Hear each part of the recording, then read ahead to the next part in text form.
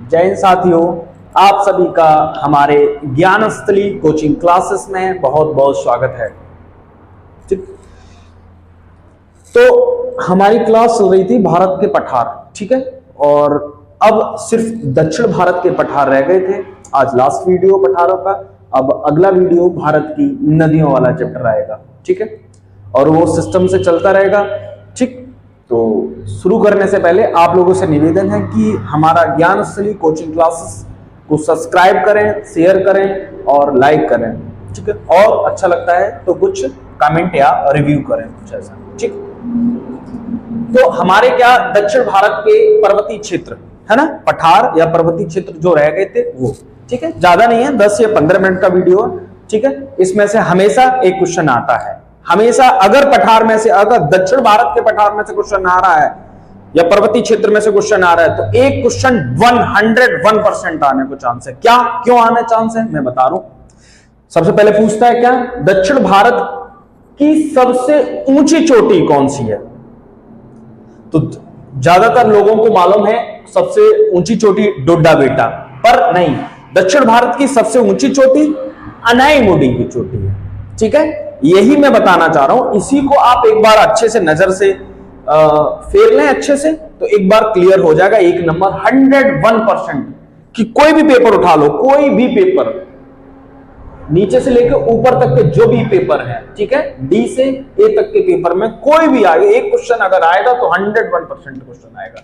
और ज्यादा लंबा वीडियो नहीं, 15 मिनट का होगा, 15 से 16 मिनट का या 20 मिनट का, इससे ज्यादा नहीं होगा, कम ही का होगा, ठीक है। चलो, दक्षिण भारत के पर्वतीय क्षेत्र, दक्षिण भारत के पर्वतीय क्षेत्र, ठीक है। तो हम पहले एक बार दक्षिण भारत बना लेते हैं, छोटा सा, यहां तक तो दिख रहा है, कोई दिक्कत नहीं, ठीक है, ठीक। चलो, ये दक्षिण भारत है, ठीक है, ये इसके पर्वतीय क्षेत्र, ये अपना क्या है, तमिलनाडु, ये क्या है, सॉरी, ये है केरल, ये है तमिलनाडु, और ये है एक तरह का कर्नाटक, ये है कर्नाटक, ठीक है, कर्नाटक है ना, और ये इधर पड़ जाता है आंध्र प्रदेश, ठीक। चलो, मैं एक बार ये दिख रहा है ना, ठीक, मैं एक बार बना दे रहा हूं, लिख दे रहा हूं, ये है कर्नाटक आपका, ये है कर्नाटक, ठीक है ना, और ये है केरल, ठीक है, और ये है टीएन मतलब तमिलनाडु, ठीक। चलो, अब देखो, अब दक्षिण भारत के पर्वतीय क्षेत्र में कौन कौन से अलग अलग भाग हमने डिवाइड किए। देखो, एक है नीलगिरी पर्वत, दूसरा है अन्नामलाई पर्वत, तीसरा है काडाडम पहाड़ी या इलायची की पहाड़ी, ठीक है। पर्वत, पहाड़ी, पठार मैंने सब बता चुका हूं, पिछले वीडियो में जाके एक बार देख लेना। और अगली है पालनी पहाड़ी। ये दक्षिण भारत के पर्वतीय क्षेत्र है, ठीक है। कौन कौन सी? नीलगिरी, अन्नामलाई, काडाडम या इलायची पहाड़ी। इसी को काडाडम या इलायची पहाड़ी पूछ सकता है, निम्नलिखित में से कौन सी पहाड़ी को इलायची पहाड़ी के नाम से जानते हैं? ऑप्शन में देगा नीलगिरी, अन्नामलाई, काडाडम और पालनी पहाड़ी। तो क्या है ऑप्शन में? काडाडम, ठीक। अब देखो, अब एक एक करके, नीलगिरी पर्वत श्रेणी है, नीलगिरी पर्वत श्रेणी कितने राज्यों में विस्तृत है, कितने राज्यों में फैली है, ठीक है। अब यही देखो, यही सबसे पहले क्वेश्चन यही आता है, कितने राज्यों में? तमिलनाडु, केरल और कर्नाटक, तमिलनाडु, केरल और कर्नाटक। अब देखो, ये नीलगिरी है ना, आप देखो, ये नीलगिरी पर्वत श्रेणी कितने राज्यों में? 3 राज्यों में। नीलगिरी, नीलगिरी पर्वत श्रेणी कितने राज्यों में? 3 राज्यों में। हमने आपको दिखाई, कर्नाटक में फैली है, तमिलनाडु में भी फैली है और केरल में फैली है, ठीक है। ये क्लियर हो गए। चलो, अगला देखो, अगली है अन्नामलाई पर्वत श्रेणी। अन्नामलाई पर्वत श्रेणी, अब अन्नामलाई पर्वत श्रेणी केरल और तमिलनाडु में फैली है, ठीक है। अब देखो, अन्नामलाई पर्वत श्रेणी केरल और तमिलनाडु में, ये केरल और तमिलनाडु में, ये कौन सी है? अन्नामलाई, अन्नामलाई पर्वत श्रेणी किस किस में? केरल और तमिलनाडु में, केरल और तमिलनाडु, ठीक है। ये केरल है, ये तमिलनाडु उधर, ये क्लियर, ठीक। अगला है काडाडम या इलायची पहाड़ी। काडाडम या इलायची पहाड़ी भी केरल और तमिलनाडु में स्थित है, ठीक है। केरल और तमिलनाडु में काडाडम, केरल, काडाडम या इलायची, काडाडम, काडाडम पहाड़ी, केरल और तमिलनाडु में स्थित है कौन सी? काडाडम और इलायची पहाड़ी। और एक पहाड़ी है पालनी पहाड़ी, जो कि सिर्फ कहां स्थित है? ये सिर्फ स्थित है तमिलनाडु राज्य में, ठीक है। ये है कौन सी? पालनी पहाड़ी। पालनी पहाड़ी कहां स्थित है? कहां स्थित है? तमिलनाडु में। ये क्वेश्चन पूछा जाता है। क्वेश्चन देखो, मैं बता रहा हूं क्वेश्चन बनते कहां से। क्वेश्चन क्या क्या आता है, देखो क्वेश्चन आता है, पूछा जाता है नीलगिरी पर्वत श्रेणी निम्नलिखित में से किस राज्य में विस्तृत नहीं है? ऑप्शन में देगा केरल, तमिलनाडु, कर्नाटक और आंध्र प्रदेश। तो आंध्र प्रदेश में नहीं है, ठीक। दूसरा, निम्नलिखित में से नीलगिरी पर्वत कितने राज्यों में विस्तृत है? ए 3, 4, 5, 6। तो किसमें? 3 राज्यों में। कौन कौन से? कर्नाटक, केरल और तमिलनाडु। पक्की बात। देखो दूसरा क्वेश्चन, अन्नामलाई पर्वत श्रेणी कितने राज्यों में विस्तृत है? 2 राज्यों में। किस किस? केरल और तमिलनाडु। काडाडम्बा इलायची पहाड़ी कितने राज्यों में विस्तृत है? 2 राज्यों में, केरल व कर्नाटक। पालनी पहाड़ी निम्नलिखित में से किस राज्य में विस्तृत है? ऑप्शन में देगा कौन कौन सा विस्तृत है? तमिलनाडु, केरल, कर्नाटक और आंध्र प्रदेश। किसमें? तमिलनाडु, पालनी पहाड़ी, ठीक। अच्छा, ये मैंने डायग्राम बनाया, आप इसी तरह से इंडिकेट कर लेना, तो ठीक। अब एक एक करके उठाऊंगा। पहला है नीलगिरी पर्वत श्रेणी, ठीक है। नीलगिरी पर्वत श्रेणी, इसकी विशेषता क्या है? देखो नीलगिरी पर्वत श्रेणी का अन्य नाम ब्लू माउंटेन पर्वत है। ब्लू माउंटेन पर्वत, इसको ब्लू माउंटेन पर्वत के नाम से भी जानते हैं। कोई भी व्यक्ति हो जिसके 2-2 नाम होते हैं, ऐसे नीलगिरी पर्वत पूछेगा किस पर्वत का नाम ब्लू माउंटेन पर्वत है, या किस श्रेणी का नाम ब्लू माउंटेन पर्वत है, तो नीली या नीलगिरी। भाई ब्लू मतलब नीला, नीला मतलब ब्लू, एक ही बात है। तो इस तरह से रिलेट कर देना, ब्लू माउंटेन पर्वत, ठीक है। चलो अगला, अगर दूसरा क्वेश्चन बनेगा, नीलगिरी पर्वत का श्रृंखला कुछ हिस्सा तमिलनाडु, केरल व कर्नाटक में स्थित है। ये मैं बता चुका हूं। नीलगिरी पर्वत श्रृंखला का कुछ हिस्सा मतलब जो हिस्सा विस्तृत है किस किस राज्यों में? कर्नाटक, केरल और तमिलनाडु में विस्तृत है, जो कि मैं अपने डायग्राम पर बता चुका हूं, ठीक है।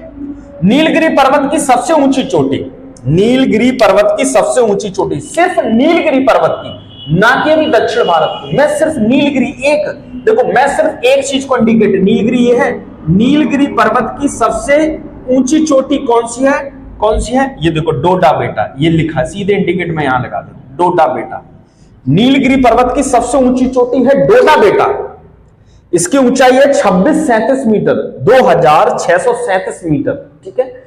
जब अगर कोई पहाड़ी पर्वत होता है उसको मीटर में काउंट करते हैं, ठीक है। तो 2637 मीटर, 2637 मीटर कहां स्थित है? पूछा जा सकता है नीलगिरी पर्वत की सबसे ऊंची चोटी तो कौन सी है? डोडा बेटा, ठीक है ना। अगला, डोडा बेटा चोटी प्रमुख रूप से तमिलनाडु में स्थित है। मैंने आपको बताया नीलगिरी पर्वत कितने राज्यों में विस्तृत? 3 राज्यों में, कर्नाटक, केरल और तमिलनाडु में। और जो नीलगिरी पर्वत की सबसे ऊंची चोटी डोडा बेटा है, वो कौन से राज्य में आती है? तो किस राज्य में आएगी? किस राज्य में? मैंने तमिलनाडु में। तो किस राज्य में आएगी? तमिलनाडु में। यहां ना बना के ना, तो इसको तमिलनाडु बना दे तो सही रहेगा, ठीक है। ये ठीक है, आप सही है, तमिलनाडु, ठीक है, ये पक्की बात। चलो अगला, डोडा बेटा की विशेषता है, डोडा बेटा चोटी दक्षिण भारत की दूसरी सबसे ऊंची चोटी है। डोडा बेटा चोटी दक्षिण भारत की दूसरी सबसे ऊंची चोटी है। पहली कौन सी? ये अभी नहीं, आगे बताऊंगा, ठीक है।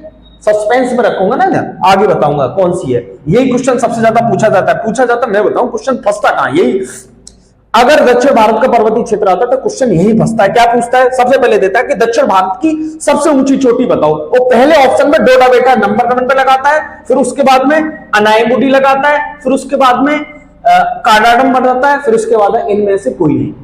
पक्की बात। तो ये तो क्या है? डोडा बेटा चोटी दक्षिण भारत की दूसरी सबसे ऊंची चोटी है।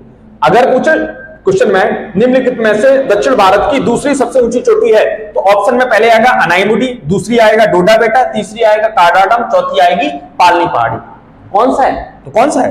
डोडा बेटा चोटी दूसरी सबसे, दक्षिण भारत की दूसरी। अभी पहली बताऊंगा आगे, है ना। चलो अगला देखो, नीलगिरी पर्वत का प्रमुख पर्यटक स्थल, पर्यटक मतलब घूमने वाले स्थान। नीलगिरी पर्वत भाई पर्वत है, वहां बहुत अधिक पेड़ पौधे है ना, और हरियाली और माहौल एकदम अच्छा है वहां का, ठीक है। तो यहां पर्यटक स्थल बनाए गए हैं, है ना। तो एक स्थान है ऊटी, उसी को ऊटक मंडलम नाम से जानता है ना, ऊटी या ऊटक मंडलम, ठीक है। उसी को पूछ कभी ऊटक मंडलम भी दे सकता है, इसलिए मैंने दोनों नाम लिख दिए। तो कहां है ऊटी और ऊटक मंडलम, ये नीलगिरी पर्वत श्रेणी पर ही स्थित है, ठीक है। अच्छा अच्छा हाँ, ये नीलगिरी पर्वत श्रेणी पर ही स्थित है। अच्छा, केरल में एक शांत घाटी, इसी को साइलेंट वैली, क्वेश्चन आता है निम्नलिखित में से किस राज्य में साइलेंट वैली स्थित है? ऑप्शन में कर्नाटक, केरल, तमिलनाडु। तो किसमें? केरल, ठीक है, सीधे साइलेंट वैली। ये फैक्ट आता है हर एक किसी ना किसी पेपर में, एक फैक्ट आता है, ठीक है, ये पूछा जाता है, ठीक। इतना हो गया, नीलगिरी पर्वत को मैंने पूरा अच्छे से पढ़ा दिया, ठीक, क्लियर हुआ ये। चलो अब अगला है अन्नामलाई पर्वत श्रेणी। अन्नामलाई पर्वत श्रेणी, अन्नामलाई पर्वत श्रेणी, अन्नामलाई पर्वत श्रेणी तमिलनाडु और केरल में स्थित है। ये तो मैंने आपको दिखाया, अन्नामलाई पर्वत श्रेणी तमिलनाडु व TN व केरल, तमिलनाडु व केरल में स्थित है।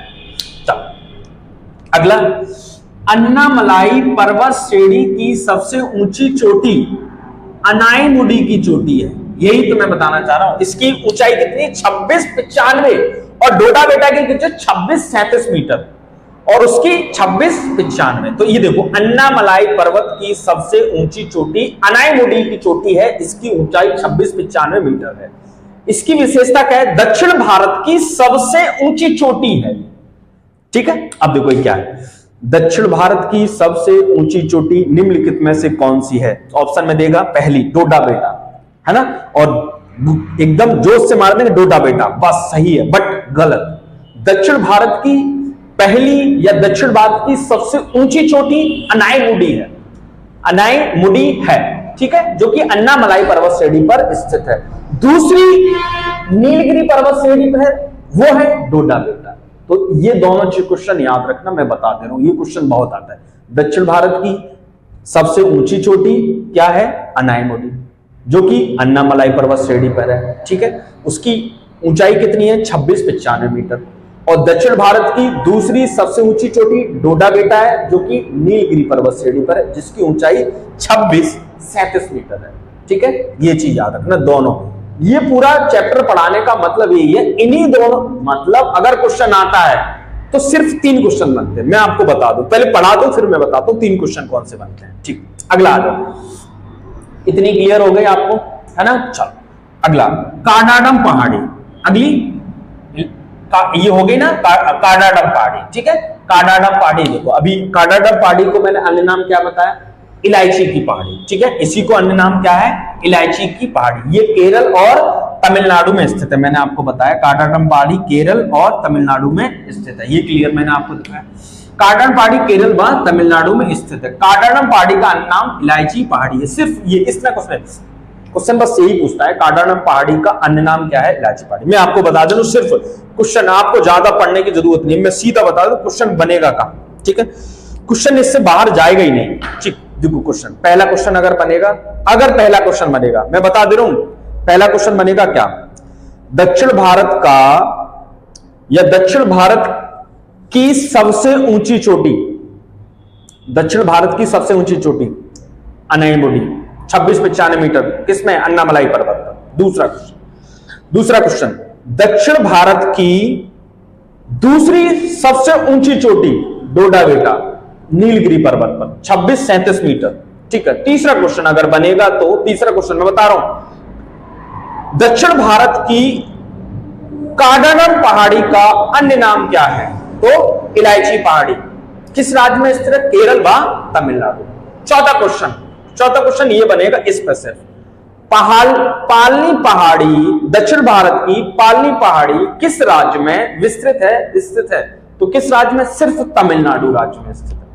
सिर्फ इन 4 क्वेश्चंस के अलावा 5वां क्वेश्चन आने की संभावना बहुत, 5वां एक सिर्फ एक क्वेश्चन आता है, सिर्फ कौन सा? 5वां, बहुत रेयर केस में आता है, फैक्ट में पूछा जाता है, ऊटी या ऊटक मंडलम पर्यटक स्थल किस पर्वत पर स्थित है? तो नीलगिरी पर्वत पर स्थित है, जो कि मैंने बताया।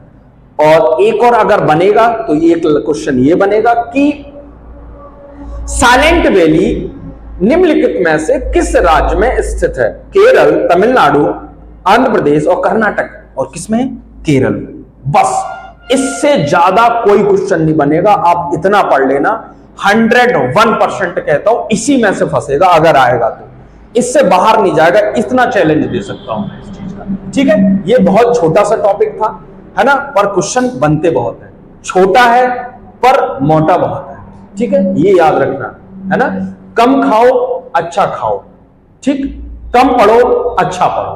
ठीक है, ये वाक्य याद रखना, है ना। चलो आज के लिए इतना ही, और अगला चैप्टर में नदियां लेके आऊंगा, बहुत बेसिक तरह से लेके आऊंगा। मैं आपको ये गारंटी दे सकता हूं, अगर आपने मेरी नदियां पढ़ ली, मेरे द्वारा नदियां पढ़ ली ना, तो 101% कभी भूलोगे नहीं, खुद पढ़ोगे और दूसरों को भी पढ़ाओगे, है ना।